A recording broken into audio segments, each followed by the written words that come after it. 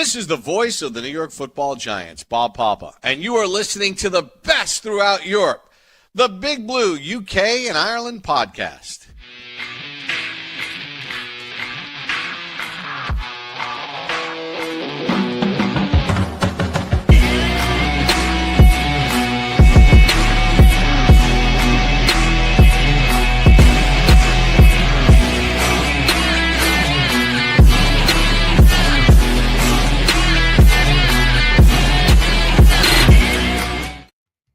Welcome back, Giants fans, to the latest edition of the Big Blue UK and Ireland podcast. As always, we are proudly in association with Annie's Man Club. Lads, remember, it is okay to talk, and tonight we are 100% British, but we are still, as always, 100% Giants. And clearly, Craig and Aaron didn't get the memo, and you don't take holidays during football season, because they're both away, sunning themselves. One's in Egypt, one's in Florida, and Kev's working, so... Evening, boys, if you're watching. It's myself and Shane here to hold down the fort and break down Sunday's game against Dallas. And what a game it was. And therapy session? Yes and no, because there are quite a few positives to take from the game on Sunday, I think. So we'll get into it shortly. Shane, how you doing, mate? Yeah, not too bad. Obviously, it'd be better if we'd won on Sunday. It was a bit of a... the Giants just found a different way to lose. Like, it just seems like no matter what we do, we always find a new way to lose, a new disappointing way to lose. But, you know, it's kind of just feels like it's just a continuation of the last 6 years, really, by that one anomaly season where we made the playoffs. Yeah, it's kind of just this broken record of losing games. And, yeah, I mean, we scored 37 points and we still lose a game. Go figure. What more can we do? I mean, it's like on the bottom there, you know, the Giants have scored more than 34 points on the road since 2019. And we still get the job. And we still lose. And it's just a gutting way to lose as well, wasn't it? Obviously, right at the end of overtime. Question for you. Would you have rather taken the tie or a loss at that point? Tie or a loss? Oh. See, look, I'm one of these. I don't believe in ties in American football. Like, there needs to be a winner and a loser, as simple as. 100%. I mean, I'd rather not have lost. But then, like, what does a draw do for us? Realistically, it doesn't benefit us. It's not going to boost confidence the way that a win would. So, you know, I'd rather have just won, but I don't fancy having that 0-1-1 anomaly record there, where no one really gets that kind of record in the season. No, I mean, the only time it really benefit you is if you had a winning record and it came down to, like, potentially getting into the playoffs. Yeah. You know, obviously, for instance, like we were, I don't know, 10-6-1, you're going to get ahead of a team that's 10-7. But what's the chance of that happening at the moment? Pretty slim. So, yeah, I think I would have.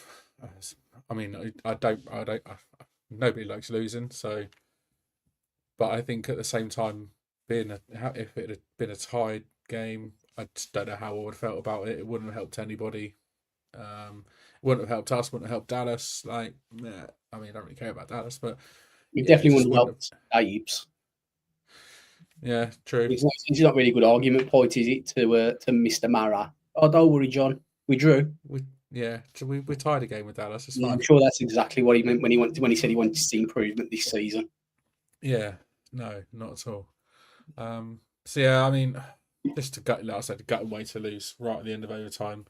And I think, you know, through 70 minutes as well, obviously it was a long game in terms of like game time and obviously playing time as well. I think it was almost 10 o'clock in the evening here before the game finished. And imagine getting to the end of that 70 minutes and there not being a winner. It's like, I think I've seen it. I've seen the Giants tie a game once in my life, maybe twice. I can't remember. And at both times it was just like, I don't know how to feel about it. So at least we know, like, we lost the Cowboys, but it was a good loss, if you can call it that. I don't know. Can you call it a good loss? Nah, not bad. No loss is a good loss unless it impacts the tank train. True. It wasn't as bad as last week, But there you go. But we'll get into the game shortly. For those that are watching this evening, get involved in the comments, as some of you have done already. Evening, Steve, evening, Holty, Darren, and Kieran. Thanks for tuning in, and let us know your thoughts on the game as well. What you thought about both offense, defense, and some players that stood out for you as well. And don't forget as well, give us a thumbs up. Give this episode a thumbs up. Subscribe to the channel if you haven't done already, and to leave us a 5-star review on your podcast platform of choice. And as Aaron's not here, it's my turn to do it. There we go. We will start off with some news that's coming over the last day or so. Cam Scatterboo's been nominated for Pepsi Rookie of the Week for his performance against the Dallas Cowboys. Congratulations to Cam. I'm sure Aaron will be extremely happy about that. He led the backfield with 13 touches in total, 59 total yards, and his first career touchdown. So, it's been all round a good start to his Giants career, and he led the team in total touches from the backfield, ahead of Tyron Tracy and ahead of Devin Singletary. I think Devin Singletary only saw 3 total snaps on the field on Sunday, and considering it was a game that went to overtime, for someone of his experience, only see 3 snaps was a little bit of a surprise. But Cam's come in and he's done well so far. So yeah, I mean, it was going to be somewhat I mentioned on the offense, but just whilst we're talking about Scat, I do think that he kind of went under the radar in terms of a good performance the past weekend. He had that costly drop in the red zone, which he can't afford to do at this level. He'll know he can't afford to do it, and I'm sure it's going to be one that he wishes he could have back. And you see him make them kind of catches week in, week out at the collegiate level. But like you said, it's something I think's only been briefly mentioned. He seems to be the main back with Tracy predominantly on kick returns or punt returns. It could be a game-by-game decision potentially as to who's going to be RB1, keep the opponent's defense on the toes. They've got to prepare for kind of that, bruising running back Cam who's going to lower his shoulder pads and break 2 or 3 tackles and gain an extra 4 or 5 yards. Or have they got to prepare for someone like Tyron Tracy, who's probably a little bit more elusive than he's kind of a power kind of back. So that'll be one to watch at least over the next couple of weeks with Kansas and Philly coming up. Yeah, definitely. And it was, like you said, obviously with Tracy returning kickoffs as well, it was an interesting move from the coaching staff. So yeah, we'll keep an eye on that. Here, Scatterboo is up against Jags running back Bashal Tootin, Titans receiver Elick. I'm going to destroy this name. Illuminor. Yeah. Panthers wide receiver Tetero McMillan, Eagles safety Andrew Makuba, and Colts tight end Tyler Warren. That's his competition for the Rookie of the Week. So get your vote in for Cam, NFL.com/rookies. Get your vote in, make him the Rookie of the Week following his pretty good game against Dallas, I thought. We made a few roster moves yesterday as well. Linebacker Chris Board was placed on injured reserve. Swayze Bozeman, what a name, was promoted to the 53-man roster in his place after he was activated from the practice squad on Sunday. Also released from the practice squad were tight end Kadir Ismail and defensive back Patrick McMorris. Filling those 3 gaps, unsurprisingly, 2 linebackers. Neville Hewitt has 10 years experience with Miami, Houston, and the New York Jets. A total of 500 tackles across his career, 7.5 sacks, 4 forced fumbles, 2 fumble recoveries, and 4 interceptions. So a decent amount of experience coming into the practice squad there. Joining him is Curtis Jacobs, who was recently released by the Tennessee Titans, having been with the New England Patriots, Kansas City Chiefs, and UFL team DC Defenders previously. He played college football for who, Shane? Who's that, sorry? Curtis Jacobs. Penn State? There we go, Penn State. And went undrafted last year. What can you tell us about Curtis Jacobs, if you remember anything? Yeah, he was kind of the a linebacker who kind of had a decent bit of potential and was expected to go probably kind of like a mid-round draft pick, but he's kind of last season in Penn State didn't really kind of set the world like he wanted to. Had a poor combine as well, and kind of just fell off the radar. But I think he's going to be. He's probably. I'd probably put him on a similar level to Darius Musaw, in all honesty. Obviously, Musaw's knows he's a bit more familiar with his playbook. So that'll be interesting to see kind of how well Curtis adapts to it. But I'd say he's on a similar level to Darius Musa, maybe a tier below. Nice. All right, cool. And lastly, wide receiver Dalen Cambray makes his return to the Giants following his release after he impressed during the preseason. Slightly surprised that he didn't make the practice squad straight away, but he hasn't really had to wait too long to get his return to New York. So good to see him back. I think he missed the practice squad initially due to having turf toe. So he had a little bit of injury. I'm sure I remember reading at the time that there was an anticipation that when he was back fully fit, he was a lock to come back onto the practice squad.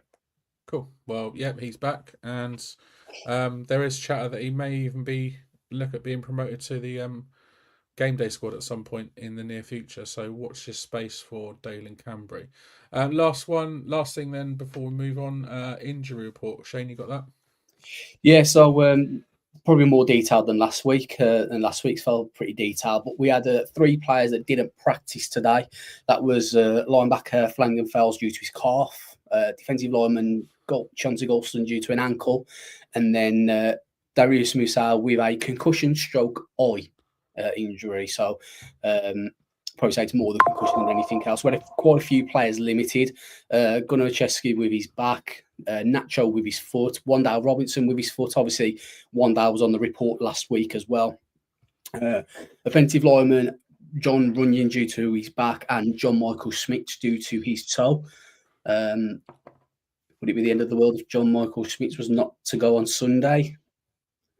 Maybe a conversation for Friday's podcasting review, one that we can have a talk about.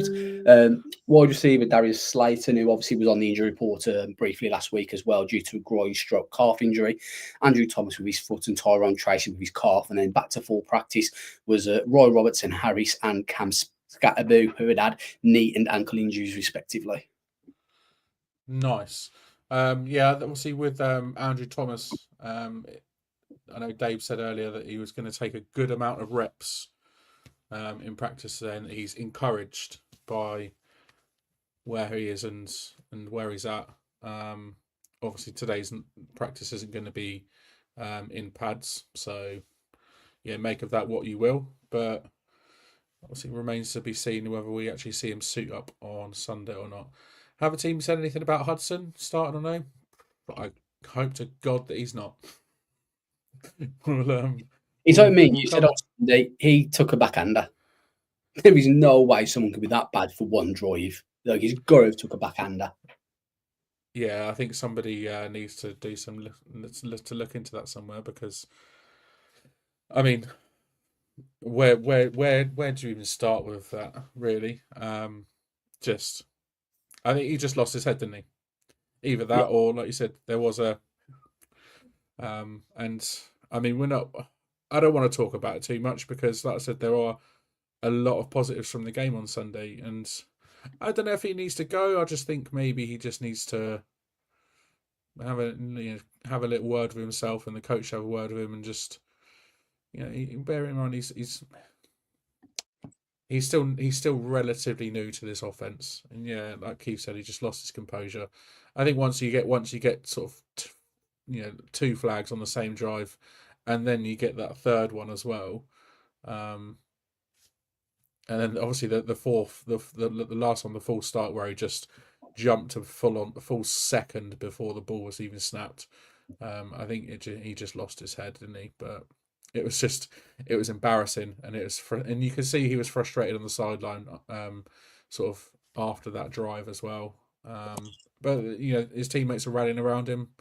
And I think he'll come back at some point, and I think he'll come back strong, no doubt, or stronger than we saw him on Sunday. But I think it might take a little while. Marcus Bowe obviously came in his place and played pretty well. So I think it'll be interesting to see who we go with on Sunday against Kansas City. Yeah, and like I said, that's one I think that's all we'll say on that matter in terms of who starts Sunday. I'm sure the offensive line is going to be a topic of conversation for the review, but obviously looking towards Sunday, we'll save that little snippet for Friday, because I think there's plenty that we can get into in regards to what maybe we think the starting O-line should be. Yeah, I think so too. I think that's a good shout. But yeah, let's move on to the game then. And like I said at the beginning, what a game! Even producer Craig, why are you drinking your sorrows away? It's not all bad news. You're watching the pod. Come on, that's got to be something worth cheering for. Yeah, what a game against Dallas. It was just a shame we didn't end up on the winning side. Because I think it's a game that almost had it all. You know, points. Like who had this game being a shootout? I certainly didn't. I mean, I think my game prediction was 19-13. I had it as a low scoring affair. 77 points. I don't think anybody had that happening. You know, and for a time on Sunday, it looked like we were going to come away with that win. But it wasn't meant to be. And obviously fell to 0-2, lost 40-37 as overtime expired, and got a tough couple of weeks coming up as well. And the fact that like I said, we've put up 37 points and we still can't come away with the win. It almost asks the question, like, what do we have to do to get a win? And I think, you know, picking this game apart, there were times where whether it was a lapse in concentration, whether it was Dallas's offense against our defense. We'll get into it, but it was just they just made one more play than we did, and it comes down to that. There's really sort of fine margins, and I think they just made that one more key play than we did, and that's what it comes down to in this league. The Giants are 0-2 and lead the league in passing yards through 2 weeks. The last team that did that was the 2013 New York Giants, when we also started 0-2, and we also had 450 passing yards exactly against the Dallas Cowboys in week 1. We did start that season in 2013 0-6, so hopefully that's not a sign of things to come for this year. But yeah, lead the league in passing yards, and we're 0-2. Make it make sense. Looking at the offense, then we're going to start breaking down the offense. I think the only place we can start off is Russell Wilson. Welcome to New York, because based off of last week, what we saw against Washington, obviously it wasn't great. There was already the calls for Jackson Dart to start, and a total 180. I think he rolled back the years, looked like the Russ of old. Led the offense to 506 total yards. The first time in 6 years that we've put up over 500 yards in a game. The last time we did was against Washington in December 2019. And you have to go back 8 years more for the last time we put up that number against Dallas, which a game we won 37-34 back in 2011. Russell Wilson's stat line, 30 of 41, 450 yards, 3 touchdowns, but that costly interception in overtime, which obviously led to the game-winning field goal as time expires. It marks only the second time in his long, storied career that he's hit the 450-yard passing mark. Only 2 yards shy of his career best set in 2017.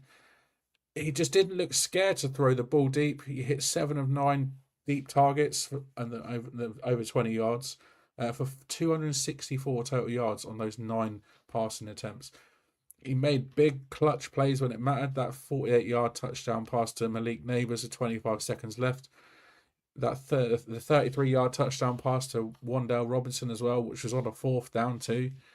And then he also had a big 52-yard completion to Wan'Dale as well. Hit Neighbors throughout the game in stride. It just looked really comfortable, really sort of solid all-round performance from Russ Wilson. I think he was at one point in the first half. He completed his first 10 passes, if I remember rightly, and he just looked really, really solid, and just like he was really comfortable behind that line. The line played better than they did last week. Didn't allow as much pressure as they did last week against Washington, but they were up against this Dallas defensive front, which I don't think is as good as Washington's was last week. But obviously it came down to that final throw in overtime. That deep shot, I think he was under pressure, or thought he was under pressure. It was a bit of a miscommunication between him and Neighbors. and it was obviously intercepted by Donovan Wilson. But hey, look, it was a complete turnaround on what we saw against Washington, and I think from the only mistake that he made was that interception in overtime. It was otherwise a absolutely stellar performance, and I think it will silence that start Jackson Dart chatter for now, and let's hope he can sort of pick up where he left off in week 3, because it was a great game all round. Hottie, to me it's too early, doesn't make sense. Don't mind the occasional package play as long as they don't overdo it like Sunday. Yeah, I get what you mean. There was the odd, obviously the first time he came in the game, you're talking about Jackson Dart, I assume. It was obviously that the run for Cam Scatterby, and it kind of it really worked, and it was like, oh hello, like, so we've got something here. And then they each time they brought him in, it was almost like it was coming a little bit more predictable. And I think like the last time he came in, the play that he was in for amounted to nothing. And I think after that, then obviously games on the line, we need our leader in there, so he didn't come in after that. But yeah, I think the odd play here or there, the odd gadget play here or there, bring Dart in, cool. But I think it's definitely too early for me, and I think we need to see what we can do under Russ Wilson moving forward, because what we saw on Sunday was, just short of spectacular, and I think it's like I said, from this game there's so many positives, and one of the big positives was Russell Wilson's quarterback play. On the other side, though, I think where one thing that we really struggled with on Sunday was, again, I think we mentioned it again in the game against Washington, was red zone. Our inability to score in the red zone. We had 5 opportunities inside the 20, converted one of them. That's 7 opportunities inside the red zone so far this season, and we've scored 1 touchdown from it. It's just not good enough. The offensive line looked like it struggled in short yardage situations on Sunday. There was pressure on the quarterback on nearly 50% of the time on passing plays, which is way too high. Across 2 games, we've run 29 plays inside the opponent's 20-yard line, average 4 yards per play with a 14.3% touchdown rate. It ranks as one of the worst in the league in terms of red zone offense.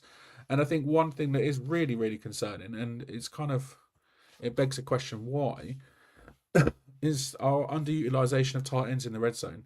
Only 4 of 17 passes on Sunday were targeted at tight end, with the majority of passes aimed at either Malik Neighbours or Wan'Dale Robinson. Now, if they can't get open, because obviously you're in a shorter field, the coverage is going to be a lot tighter. If they can't get open, it's unlikely to succeed if you're constantly throwing the ball their way, because it's going to become predictable. So my question, Shane, is why do you think we're not targeting or utilising our tight ends in the red zone? Does it come down to play calling, play design, or is it even like bad reads by the quarterback? What do you think it is? I think for me, there's a few things at play. I think definitely play calling is a part. I feel like potentially maybe they're not looking at the tight ends as much as they should be. I think the routes they're designing are to target the wide receivers, which I can kind of understand. When you've got a player like Malik Neighbours on the outside, you want to get in the ball. We've seen plenty of times on Sunday, get the ball in Malik's hands and he'll make stuff happen. Yeah, he had one bad drop that, similar to Cam, he'll want that back and he'll know he needs to do better. But I think that's one of them. But also, I think it's lack of confidence in the tight ends. I think Theo Johnson's running needs to improve, to be honest with you. And also, maybe part of it is last week, the fact that Theo had about 2 or 3 drops, key costly drops as well. So maybe there's a little bit of maybe, it was his rookie year last year. It's his sophomore year this year, but he missed a lot of time last year due to injury. He missed the back end of the season. So let's not forget he's still developing and growing. And, if you look at tight ends, and I'm sure if Kev was here, I'd like to think he might be back up on what I say, but tight ends take a couple of seasons really to get going in the National Football League. Like Sam Laporta wasn't really doing much his first year or 2 in the league, and now he's one of the best tight ends in the league. A guy I was huge on last year, Ben Sinnott. he's already played for Washington, because I just think tight ends take 2 or 3 years to really get up to speed, to have that experience, because they've got to do so much. Sometimes they're blocking, sometimes they block and release, they've got to do the route running. So I just hope it's something that we're going to see Theo Johnson grow into the role as the season goes on, and he can stay on the field and stay healthy, unlike last year. Yeah, exactly. I mean, you look at how many veteran tight ends there are in the league. We've seen one already this season in Zach Ertz.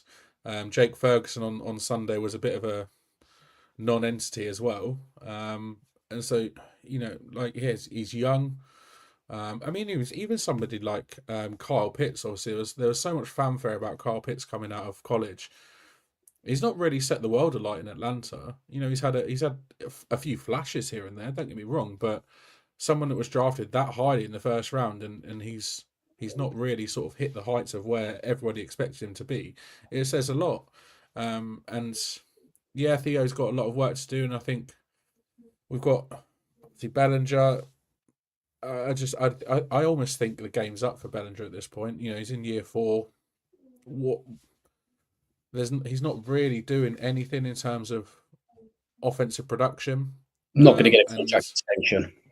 No, exactly that. And it was we spoke about it before. It's so frustrating because he looked so promising in his rookie year until he got that injury. And I mean, I do wonder, we might be lacking a bit of experience in that tight end, Drew. So the last massively, I think so. Was probably Carl Rudolph, and that was what, 4 years ago, maybe. I mean Darren Waller, maybe, but he seemed more interested in rapping than playing football. Exactly. What did he do for us? Absolutely nothing.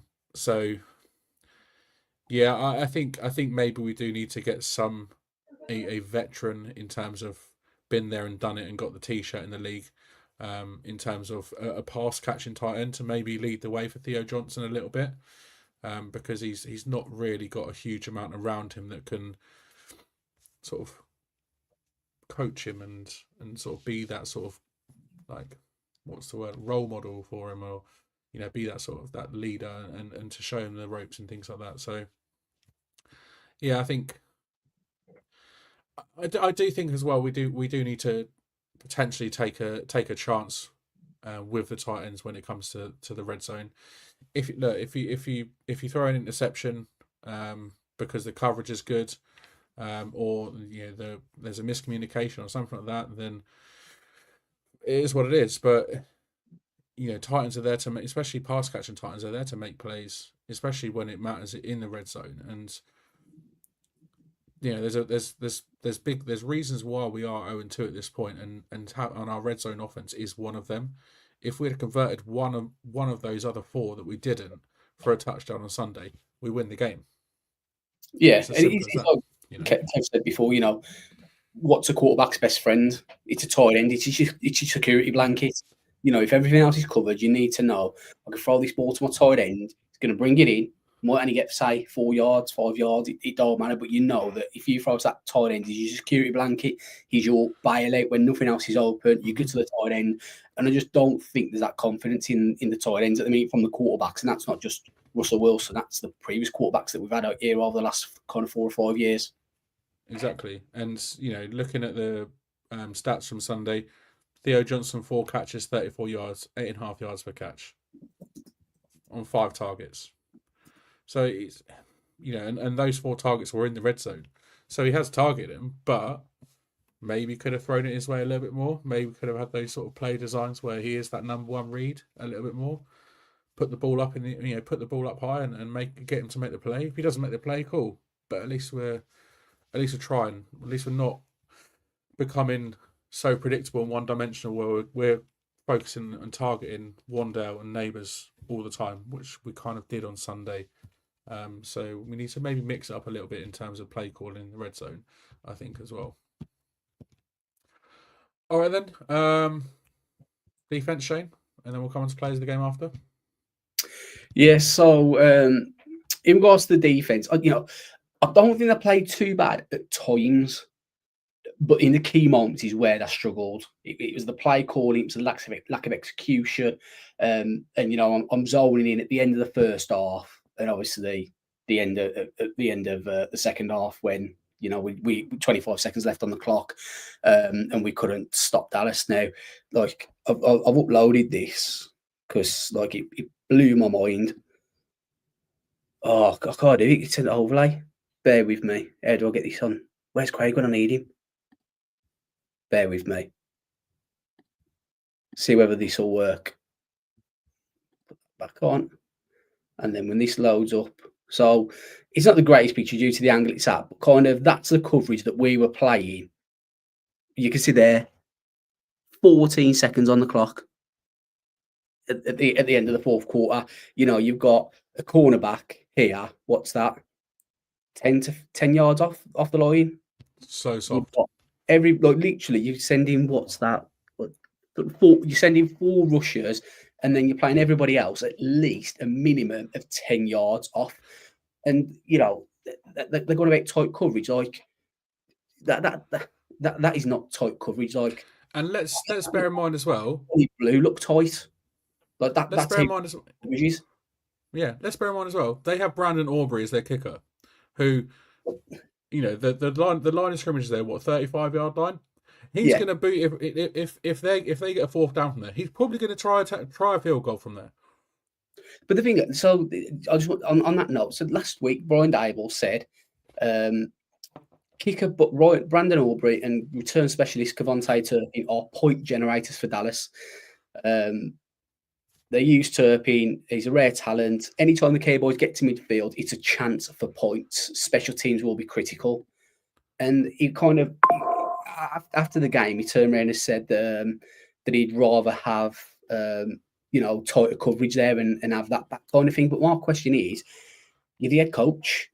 Like, if you want tighter coverage, let's bring that graphic up again. So the Giants there. Okay, so they've got no timeouts. Nope. But do something, communicate that to your defensive coordinator, because you're the head coach and it's going to be on your neck. If you're not happy with that, you need to communicate that to your defensive coordinator. But what is this that we're playing, Shane? Because we're 10 to 15 yards off. Like, we know that if they get to the midfield point, they're going to be automatic. He even admitted so in his presser last week. So for me, it was just, the emphasis should have been stopping them getting into field goal range. And it seems like the emphasis was, let's not give up a touchdown. But the touchdown, Dallas weren't interested in a touchdown. Nope. There's 14 seconds left on the clock. Read the game. Yeah, exactly. They had zero interest in getting a touchdown because they can try to throw a touchdown, but if it gets incomplete, it's game over. So why would you do that when you know full well, let's just get 10 yards here and we're in field goal range because we've got the best kicker in the game. Yeah, let's get in tight man coverage, and let's just guard across the middle. Get your linebackers tight in the middle, in the box, and just stop that 10 to 15 yards play from happening to let them get in field goal range. Let them go deep. If they beat us deep and okay, fine, it is what it is. But also there's the chance of an incompletion, right? Whereas if you across the middle, easy 10, 15 yard play, timeout, kick the field goal, whatever. But you look at his field goals, 51, 44, 64 and 46.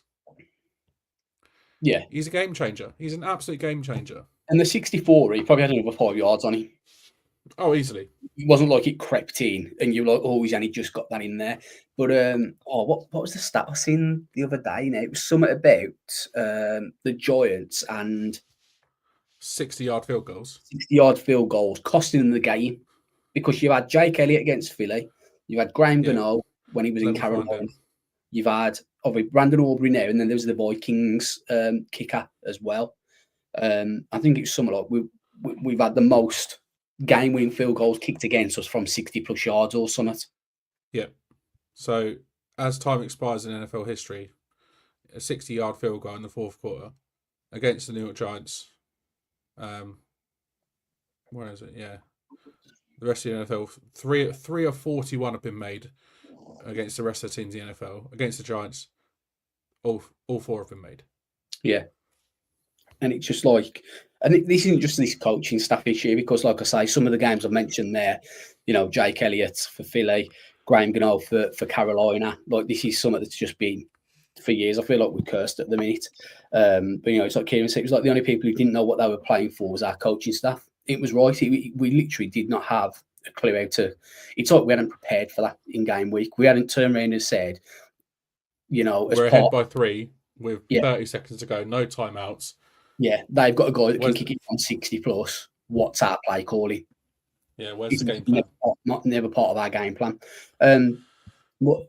Just a couple of other points as well. The run defense still sucks. The run defense is shit. Giants have allowed the most rushing yards of 355 yards through 2 games in the NFL. As per this from Dan Duggan, 31.7% of opponents' rushes have led to a first down. Like, that's ridiculous. And we said it last. We said it last year that the run game sucked. We said in pre-season that the run game sucked, and now we've had confirmed that in the actual season the run game sucks as well. And I'm going to bang on it over and over and over and over and over again because I've mentioned it numerous times before. But the big selling point of Dave's to Shane was how good Bowen's run defense was. Bowen's defense is shit. End of. Where is his good run defense? You've got the best defensive tackle, nose tackle in the league. You've got decent linebacker in Bobby Okereke, who can come on to him later on or another episode in the future. You've got edge rushers. We've given him the players that he needs, and this run defense is not good at all. But speaking about Dexter Lawrence, he had a weird game. Per PFF, he was our highest graded defensive player with 87.0. But he still didn't look like the Dex that we used to see. Now, granted, he's getting a lot of double teams, and he missed a lot of time in the off season due to an injury, etc. But we've said many times on here how he's one of, if not the best defensive player in the National Football League right now. But to back that up, in my opinion, you can't have many more of these quiet games. If you're getting called the best defensive player in the league, you've got to back it up at some point. You've got to be able to come over these double teams. Where he's not quite fit. But I was looking back at some quotes earlier on from him in the dressing room as well, and I think he's starting to get a little bit frustrated and pissed off, to be honest, there with all the losing. I mean, wouldn't you? Oh yeah, 100%. Wouldn't you? He's been on the team for how long? 6 years, 7 years? Yeah. And how many times has he had a winning season in that time? Once. And it just, I mean, you would get just absolutely just it would wear you down to the point where you just thought, what's the fucking point? I'm giving 110% every week. Everyone else around me is doing what? Yeah, exactly. I'm trying to see if I can find the quote because I've got it here on my iPad next to me. But I just read it, and the question he was asking, his response, I was just like, yeah, this is a guy who's starting to have enough now of all the losing, because he's one of the players that constantly mentions about losing. That was it. Dexter Lawrence is asked what he was thinking when the Giants got the lead back towards the end of the fourth quarter, and if he was optimistic about their chances to win. His reply was, "Did you watch the game? Okay, it's just how the game went. I don't know how else to explain it." That's just, to me, a guy that's just fed up with losing. I don't get it. I understand. He's, like I say, he's the best defensive tackle in football, and this is wasted years for Dex. Yeah, I mean, and I do feel sorry for him. He should be on a winning team, shouldn't he? Really, we're lucky that we have him. But he deserves to be on a winning team, and we all want it to be the Giants. But at this rate, at this stage, it's almost like, is it ever going to happen for me? Maybe he's tired because he's been up all week with a new baby. That's a good point, Kieran. But at the same time, I think the patience is probably wearing a little bit thin because it's the same results every week. I've got 2 other points that I'll mention as well. I'm disappointed with the safety investment. We brought Javon Holland in free agency. We used a second round pick on Tyler Newby, and to me, I don't think neither of them are playing like those kind of players. Like, I'm just really disappointed with that investment. Like, for the investment put in, I wanted more out of it. Tyler Newby and Javon Holland, I'm like, that is a lockdown backfield. Like, I'm well up with that safety group, and I'm just Not really. I mean, they're having to come and play into the box, which, is quite clearly not working because they should be supporting the linebackers in run support. And like we've said, we're getting demolished in the run game, so it's kind of not working.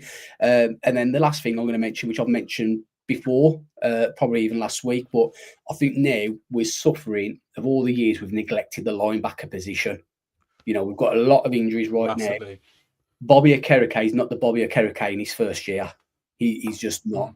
I know he said last year at times he's struggling with the play calling, but even now, he's still active, but he's not looking like that Bobby Okereke from the first year when we had him from the Indianapolis Colts. And I think, aside from his contract, it's just been day 3 picks and undrafted free agents. We've not invested it. We've not even spent half decent money in free agency since Okereke come in.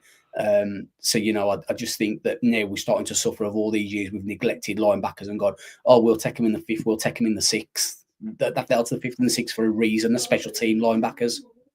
Mm-hmm. Yeah, and it's telling as well because me and Steve banged on about it for ages that round 2 there's a nice linebacker there, round 3 there's a decent linebacker there, and we just don't do it. Just gets looked over. Yeah, and I know me and Steve have gone back and forth in pretty much agreement with this. I mean, Brian raises a good point. You might see more of Carter at linebacker. He can play there. I just think it'd be a waste of his potential. I think he can really what the play, but we've seen it at times on Sunday where Carter was in at linebacker and Brian Burns made a hell of a play from the linebacker position at one point as well. Mm-hmm. Yeah, exactly. Yeah, and like I said, it is telling because you look at, we obviously look at PFF quite a lot on here. The highest graded linebacker from Sunday, Chris Board. It says a lot, really. You obviously got Darius Musa, who went out injured. You got Okereke, he can only do so much with a supporting cast that's not really doing much around him. I think he's probably missing Mike McFadden more than we realise as well, because Mike obviously will pick up the slack where it is. But yeah, and I agree as well with Javon Holland. He's not, obviously it's only a small sample size, 2 games so far, but his coverage hasn't been great. And I think Paulson Adebo as well, his coverage hasn't been great either. And again, the pressure's on for him as CB1, and I think he'll come good, and I think Javon Holland will come good as well.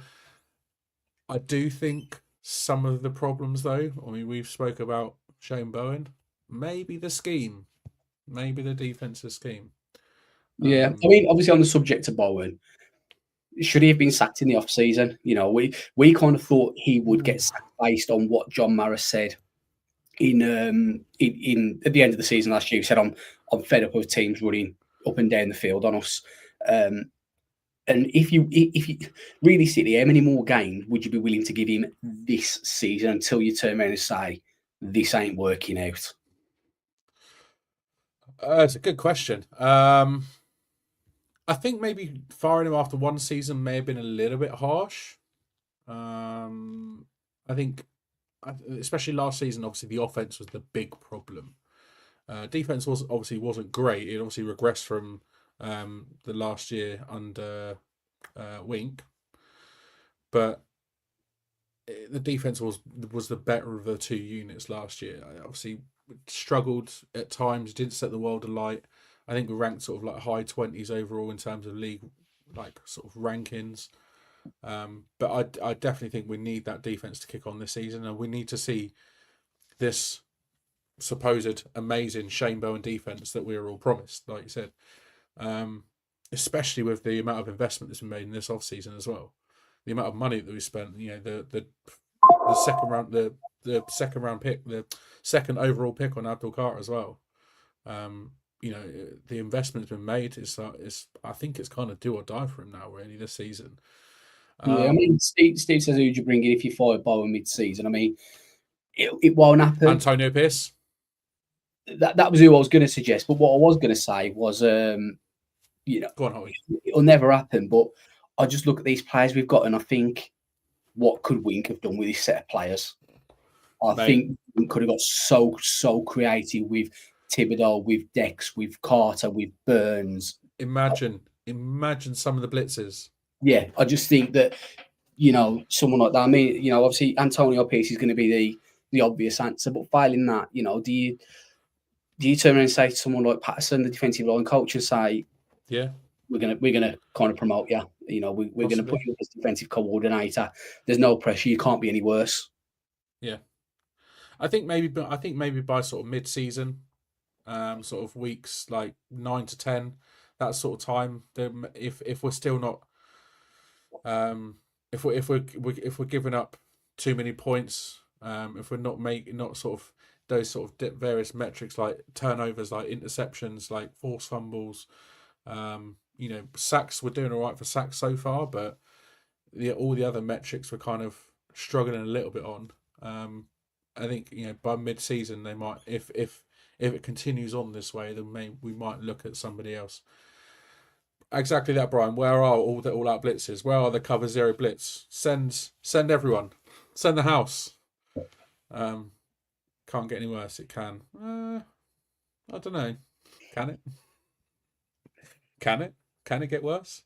We got Kansas City this weekend. It could definitely get worse. I just think. I think we were maybe sold a false promise in Shane Bowen. Right. There we go. Players of the game. Come on then. Let's do it. Who we got first? So we'll offensive first. Offense first. Kev and Aaron. I'll let you talk through theirs if you're happy to. No problems. Yeah, man. Go for it.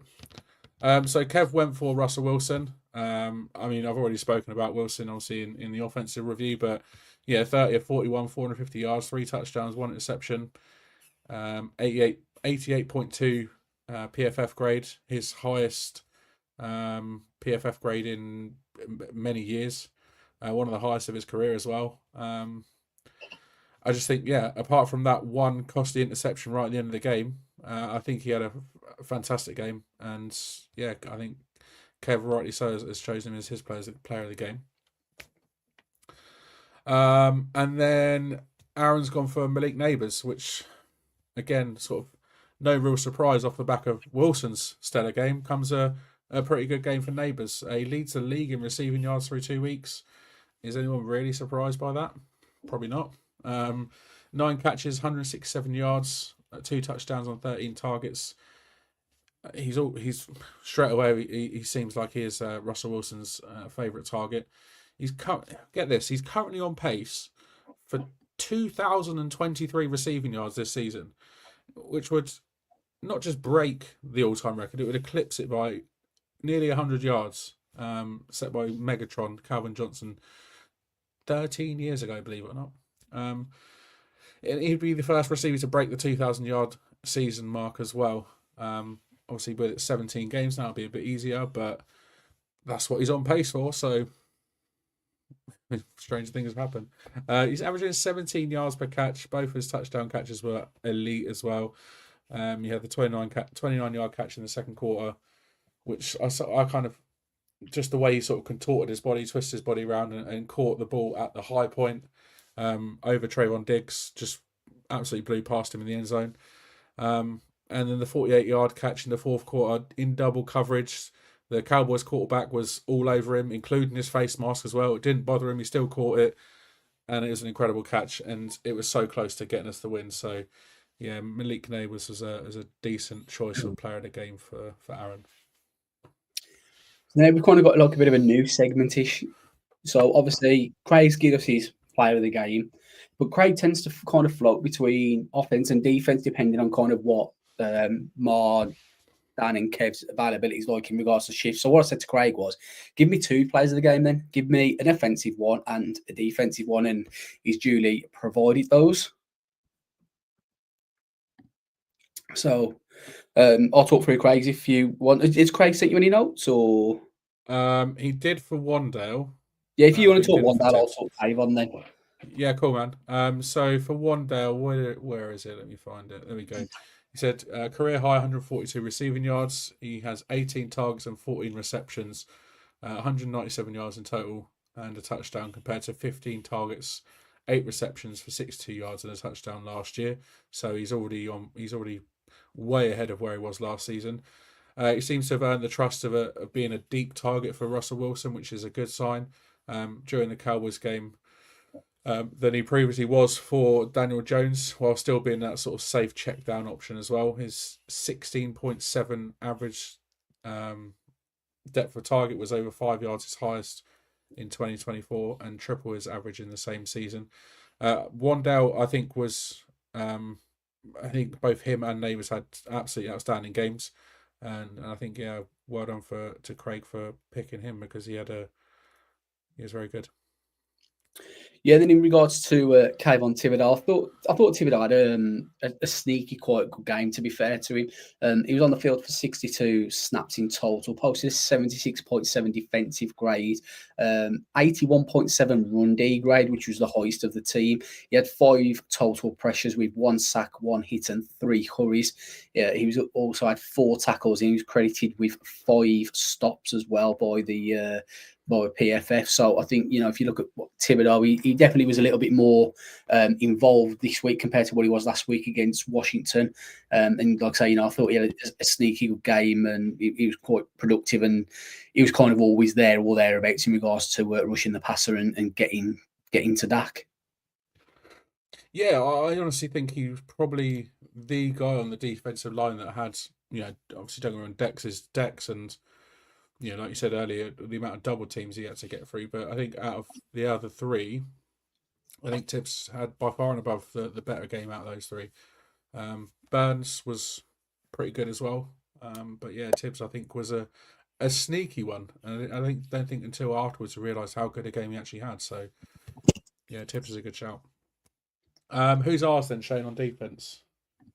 So, mine are your players of the game. Mm-hmm. So, do you want to talk for yours first? You've got Drew Phillips. I've got Brian Burns. The reason I went for Brian Burns was, kind of, I feel like Brian Burns is setting the standard every week. To be honest with you, I think he showed it at times last year as well. He was playing injured for pretty much all of the season. He never took time off. He never kind of takes a play off. He always wants to be there, be involved. This week, he had the most defensive snaps with 72 out of the defensive line guys. Posted a grade of 75.1 and a 75.7 pass rush. He also had 5 total pressures, similar to Thibodeau. However, he had 1 sack and 4 hurries, 2 tackles, and was credited with 3 defensive stops. And he made an absolutely phenomenal play from the linebacker position. I can't remember who it was that he lit up, but it went out to maybe, I think it might have been the running back or a wide receiver. And he just, was straight on top of the player, broke their kind of angles down and just literally annihilated them and took them clean out. And I think I even tweeted out Brian Burns. That is the tweet. I just think he's. You can see why he's got the C on his chest, in my opinion. Yeah. I think he's. And you know what? I think with that C on his chest as well, he's upped his game for us. Yeah, last year was 100%. Last year was okay. We didn't see like the best of him. This year so far, he's elevated his game for sure. Yeah, exactly. And, you can see why he's leader. And, we question this smart, tough, dependable mantra that Dable insisted on with some players and some things. Like, is it really smart, tough, and dependable having nearly 200 yards of flags in a game? No. But I think Brian Burns is one of the epitomes of smart, tough, and dependable. Absolutely, I do. He's so far through 2 weeks, he's been a consistent performer. I'm for Drew Phillips. Now his PFF grade obviously doesn't look too great, 63.2.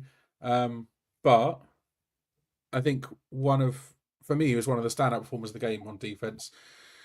Obviously, he got his and the team's first interception of the season on the second play in the second half. The team's first takeaway of the year as well. The catch itself was a great diving catch in front of CeeDee Lamb. It registered 11 total tackles, 2 pass breakups, and made a crucial tackle on a 3rd down in overtime.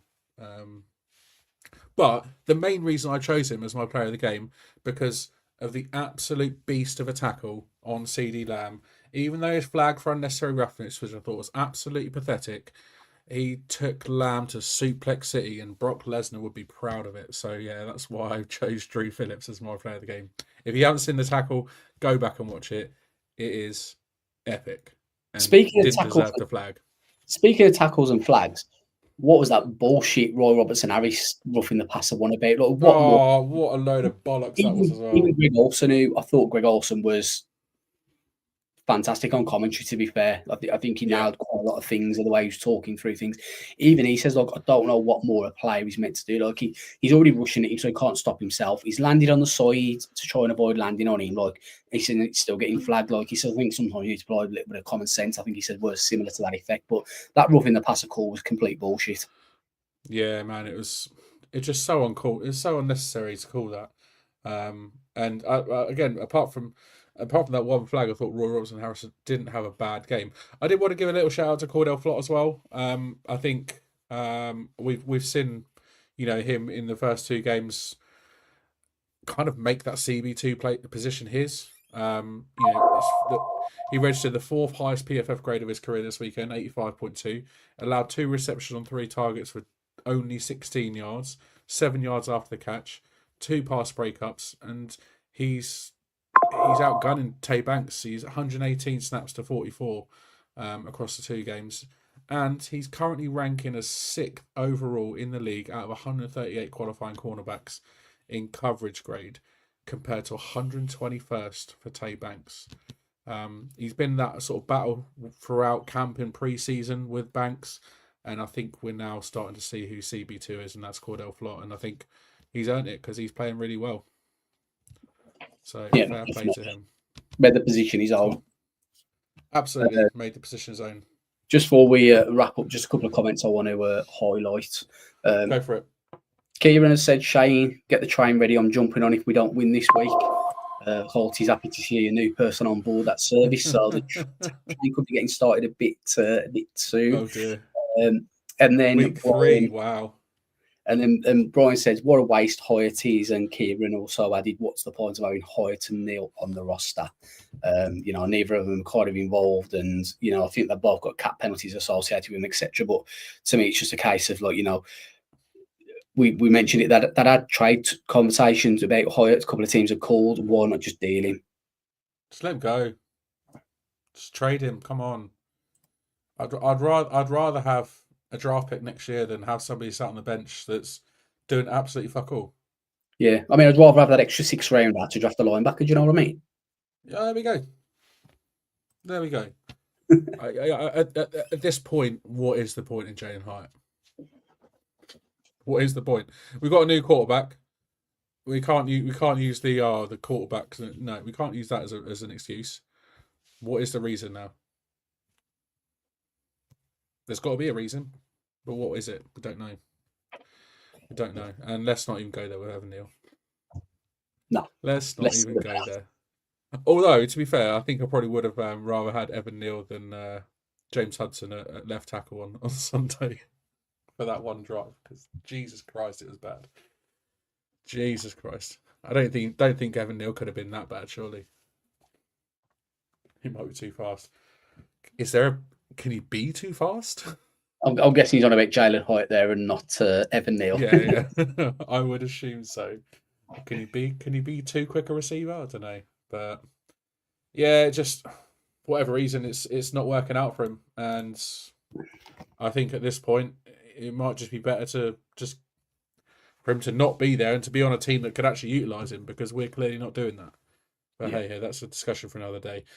Cool. That is unfortunately all we have time for this evening. We'll be back on Friday to preview the Chiefs game, which is coming up on prime time, Sunday Night Football, NBC. Come on, 1:20 in the morning. Yay! It is for those. It's for those of us that are going on tonight. I mean, time beneficial. To be fair, what I might do is go to sleep early on Sunday, wake up at 1 a.m, watch the game, and then go to work. That's a good idea. That's a great idea. You can go to work depressed and tired. No, I won't go to work depressed and tired. I'll go to work happy and tired. You can go to work depressed, tired, and on the train. Not just yet, maybe.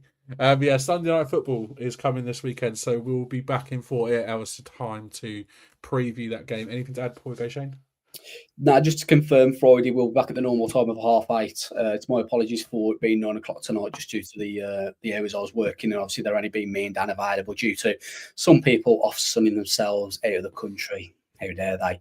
But yeah, normal time 8:30 p.m. UK time Friday, and yeah, it's not been too bad of an episode considering we lost, but we did score a lot of points.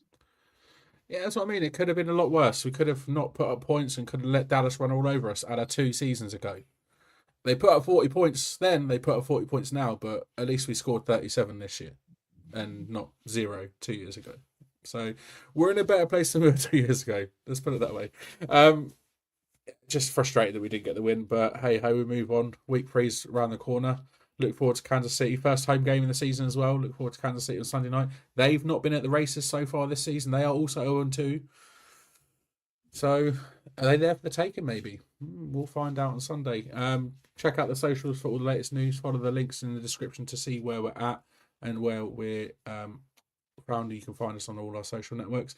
Give this episode a big thumbs up if you haven't done already. Don't forget to subscribe to the channel. Hit the bell to be notified on when we're going live as well. Thanks to everyone watching and listening for your comments this evening. As usual, we appreciate you all getting involved. And my thanks as ever go to Shane for joining me. We're signing off until Friday. Let's go Giants.